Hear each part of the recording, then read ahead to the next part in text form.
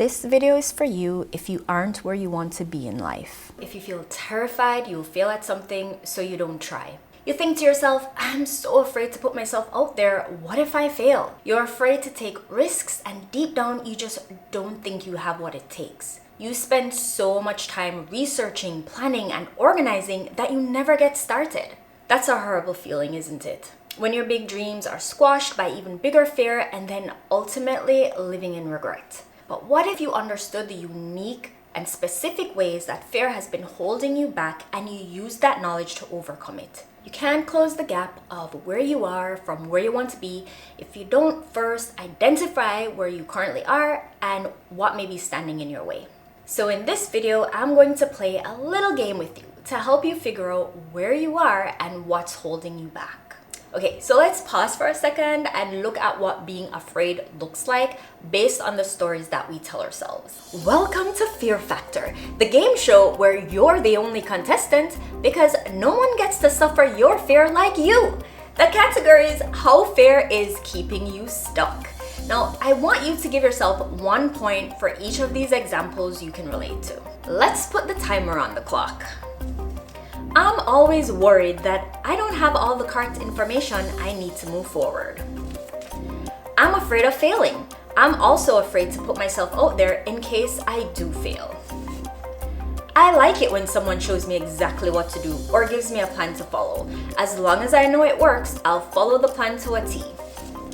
I'm so scared about whether or not I'm making the right decision. What will I miss out on if I don't take the other option?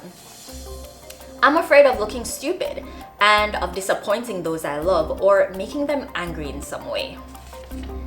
I've let people down before and now I question my capability, so I undershoot or reject opportunities. When opportunities come my way, I turn them down because I let my fear of being seen and judged stop me. I worry I won't be good enough for my business to succeed and that no one will make a purchase from me. I'm terrified of becoming close with other people. I make new friends, but I'm too timid to take a leap of faith to trust others. I leave events early or don't take the time to interact because I feel anxious and worried that people won't like me.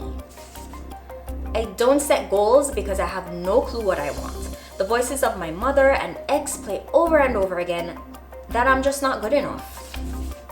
I let the voices in my head convince me that I'm not good enough, that I don't have enough time, that I don't know enough to teach others, and that people will see right through me. Why try when I always fail? I often feel ashamed and disappointed in myself because I don't step out of my comfort zone. I don't really have the time and resources to do it well, so I don't think I should do it at all. I feel I'm too old to pursue this thing. I've always wanted to do X, but I always have an excuse. I know it's because I'm afraid, but I don't know how to push past that. I'm worried that what I want to do will be too hard. I don't want to waste all that time and effort only to be shot down again. Life has held me back. I've been ill, I've had to take care of my elderly parents, I never have any money, not to mention the economy. There are things I'd like to do, but it's impossible. How many points did you get based on those 20 scenarios? Either way, you've won the jackpot because you now know what's preventing you from living the life you want. Now it's time to level up. Thanks for playing, and I'll see you next time on Fear Factor. How'd you do? How many points did you get? And yeah, don't take my silly rating scale seriously. But if you scored even 1 point and you feel stuck and not where you want to be, then you're ultimately afraid of something. You'll realize by these examples that everyone experiences fear differently, which means overcoming fear will also be different for everyone. You'll also realize that you most likely identified with a variety of these scenarios. The higher you score, fear is probably having a dominant impact on your life. I want the comment section to be a source of inspiration for people who are feeling the hesitation to do something courageous. So let me know, based on those examples I gave, which of those things have you thought to yourself? Friend, please know that you can actually do something about it. I'm telling you that you have to do something about it, because nobody's going to do your life for you. It doesn't matter if you're rich or poor or broke or have a huge fortune or something sucky has happened to you. You have to do it no matter if it's hard or what your story is. I read something recently that said self-pity is a dead-end road. You make the choice to drive down it. It's up to you to decide to stay parked there or to turn around and drive out. Your fear doesn't have to control you. It doesn't have to be the vehicle that takes you through life. All these types of fear are happening subconsciously beneath the surface, so most of the time we don't actually know this is what's happening to us. We're experiencing this as truth. But when you can identify and understand how fear is showing up for you, that's when you can actually start doing something about it. What was buried deep in your subconscious mind is revealed, and you can actually choose something else. So let me share a little story with you, and I know this will help you in some way. We decided to do a zipline course when we were in Whistler last year. We did something called the Sasquatch, and it's the longest zipline in Canada and in the US. Yeah, and it's freaking fast. Now, I've been ziplining before, and it was beautiful, quick and easy. No heart attacks there. So I thought this would be no different.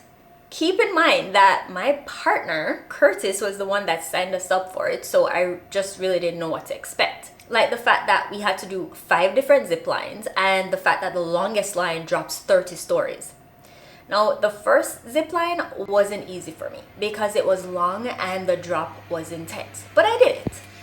And the ones after that got easier, even though I was still nervous. Okay, so when I got to the 4th one, I had a legitimate panic attack. I started to cry and I was saying that I wanted to go home, and I felt like I just couldn't do it. I was asking, how can I get down the mountain? And I was told a van would have to drive all the way up the mountain to pick me up, but it would take a couple of hours to get there. Curtis asked me, is that what you want? Do you really want to be that person that gets picked up in a van? And I thought about it and I said, hell no. So I bravely stepped out on the platform. I stood out there with the wind in my face and I talked to myself out loud. I cheered myself on. I took deep breaths. I kept telling myself, fear is only in the mind. The others did it and they're on the other side, safe and sound. It's actually fun, just do it. I repeated whatever I could until I found the courage to step out into nothingness. I looked fear in the face and I told it to go sod off. Did I hold on for dear life? You bet. Did I close my eyes? I would have been a fool not to. But you know what? As I was falling 30 stories, I opened one eye, realized that it was freaking stunning. I let go of the harness and I just let my arms fall to the side. It looked epic, just being above the canopy of the trees. I was able to do something that had me in tears because I refused to be the one that had a van come pick her up. But most importantly, because I knew the fear was only a story that I was telling myself. Now, would I do a big zip line like that again? Perhaps, maybe, I don't know. But you know what? I did it once and it was worth it. I felt proud of myself and I figured if I could do something like that, I can do anything. So then the next day we went whitewater rafting. And believe me when I tell you that I am not an adrenaline junkie. I actually hate the feeling, but I like doing new fun things. And how am I going to live my life doing new fun things if I don't allow myself to? I'm here to be your personal cheerleader and help give you the push you need to just close your eyes, hold on tight, and go for it. That's been my mantra for years now, because I realized that every time I just went for it while completely terrified, not only did I live to tell the tale, but it led me to a greater place in life than I thought was possible. So what if you looked fear in the face and said, hello fear, thank you for being here. You're my indication that I'm doing what I need to do. Most of the things in my life script and on my vision board have come true because I started facing my fears and just going for it. Now, this is a 2-part series, so if you want to find the courage to face those subconscious fears that have been holding you back, subscribe to my channel and hit the notification bell, because in the next video, I'll share practical steps to overcome these different types of fear. No pressure, but for those of you who feel like you're done letting that fear-based little inner voice keep you from living a life of health, abundance, and true happiness, then just do it. It's free. Speaking of not living a life of regret, watch this video next on life-changing habits.